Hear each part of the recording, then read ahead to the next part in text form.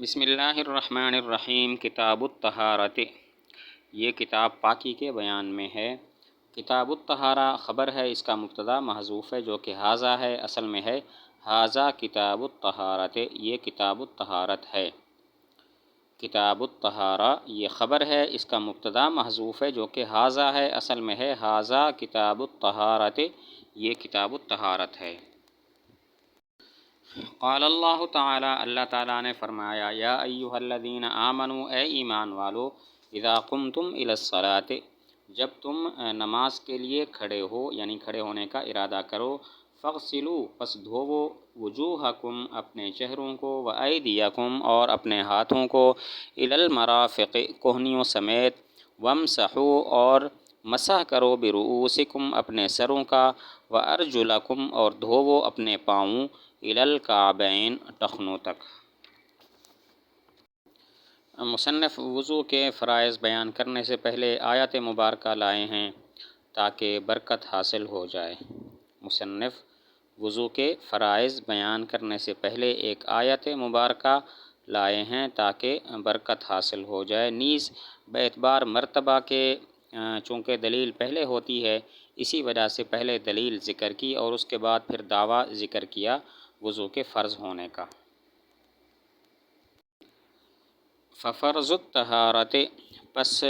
وضو کے فرائض، غسل الاعضاء، دھونا ہے تین اعضاء کا، ومسح الرأس، اور سر کا مسح کرنا ہے، والمرفقان والکعبان، اور دو کوہنیاں اور دو ٹخنے، یدخلان، داخل ہیں، فی فرض الغسل، دھونے کے فرض میں، عند علمائنا الثلاثۃ، ہمارے تین علماء کے نزدیک، خلافاً لزفر، بخلاف امام زفر رحمۃ اللہ علیہ کے۔ وضو کے فرائض بیان کیے کہ وضو کے چار فرض ہیں۔ نمبر ایک مرتبہ چہرہ دھونا، اور نمبر دو دونوں ہاتھ کوہنیوں سمیت ایک مرتبہ دھونا، اور نمبر تین دونوں پیر ٹخنوں سمیت ایک مرتبہ دھونا، اور نمبر چار چوتھائی سر کا مسح کرنا۔ وضو کے چار فرض ہیں۔ نمبر ایک چہرہ ایک مرتبہ دھونا، نمبر دو دونوں ہاتھ کوہنیوں سمیت ایک مرتبہ دھونا، نمبر تین دونوں پیر ٹخنوں سمیت ایک مرتبہ دھونا، اور نمبر چار چوتھائی سر کا مسح کرنا۔ ہمارے علماء ثلاثہ احناف یعنی امام ابو حنیفہ رحمۃ اللہ علیہ، امام ابو یوسف رحمۃ اللہ علیہ اور امام محمد رحمۃ اللہ علیہ فرماتے ہیں کہ جب ہاتھوں کو دھوئیں گے تو کوہنیاں سمیت دھوئیں گے اور پاؤں بھی ٹخنوں سمیت دھوئیں گے۔ امام ظفر رحمۃ اللہ علیہ فرماتے ہیں کہ کوہنیاں اور ٹخنے یہ دھونے کے فرض میں داخل نہیں ہے، ان کو نہیں دھویا جائے گا۔ امام ظفر رحمۃ اللہ علیہ کی دلیل ایک قیاس ہے، وہ فرماتے ہیں، ارشاد باری تعالیٰ ہے، ثم اتموا الصیام الی اللیل، پھر روزے پورے کرو رات تک، تو وہاں پر رات روزوں میں داخل نہیں ہوتی بلکہ مغرب کے وقت افطار کیا جاتا ہے۔ اسی طرح یہاں پر حال ہے کہ آیت میں جو الی المرافق ہے اور الی الکعبین ہے، یہ بھی غایت ایسی ہے کہ جو مغیّہ میں داخل نہیں ہے یعنی دھونے کے فرض میں داخل نہیں ہے۔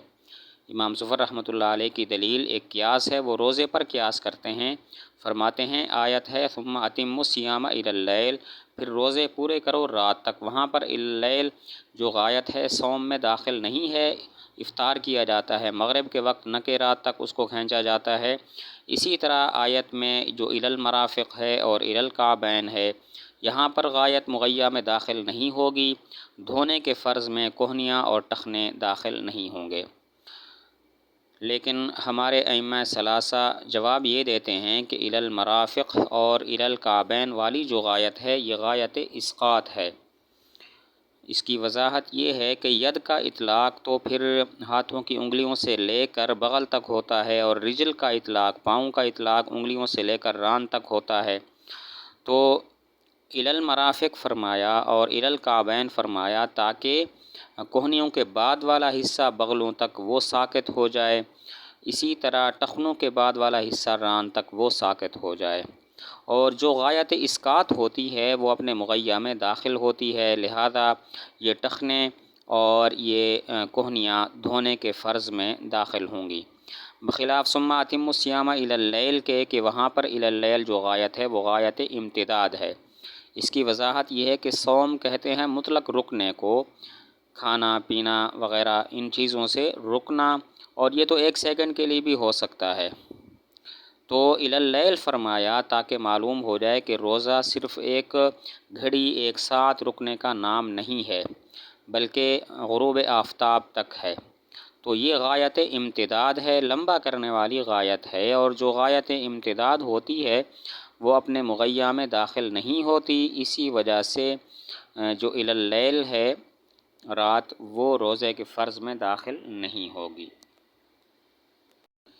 والمفروض فی مسح الرأس، اور فرض سر کے مسح میں مقدار الناسیت، پیشانی کی مقدار ہے، وہو ربع الرأس، اور وہ چوتھائی سر ہے، لما روا، اس وجہ سے، اس حدیث کی وجہ سے جس کو روایت کیا مغیرہ بن شعبہ رضی اللہ تعالی عنہ نے، ان النبی صلی اللہ علیہ وسلم کے حضور صلی اللہ علیہ وسلم اتا سباطۃ قوم، آئے قوم کی کوڑی پر، فبالا، پس پیشاب کیا، وتوضأ، اور وضو کیا، ومسح علی الناسیۃ،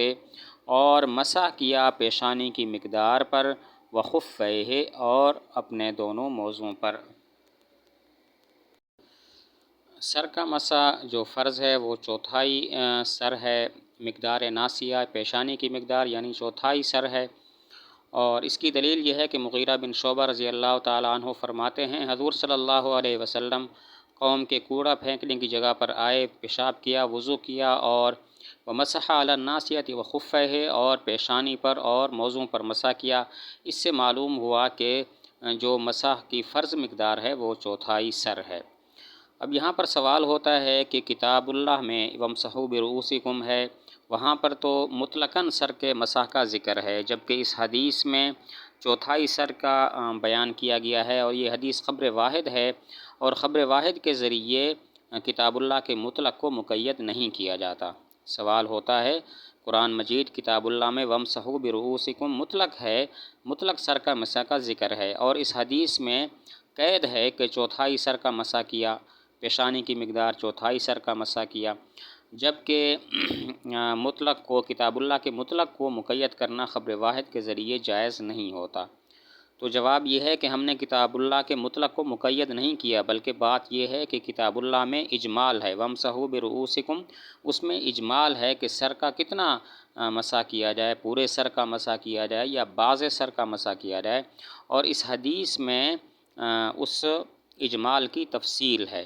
کتاب اللہ کے اجمال کی خبر واحد کے ذریعے تفصیل اور توضیح جائز ہوتی ہے۔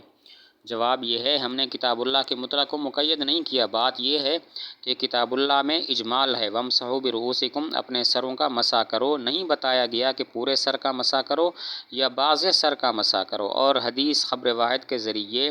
اس کتاب اللہ کے اجمال کی تفصیل بیان کی گئی ہے، اور خبر واحد کے ذریعے کتاب اللہ کے اجمال کی تفصیل جائز ہوتی ہے۔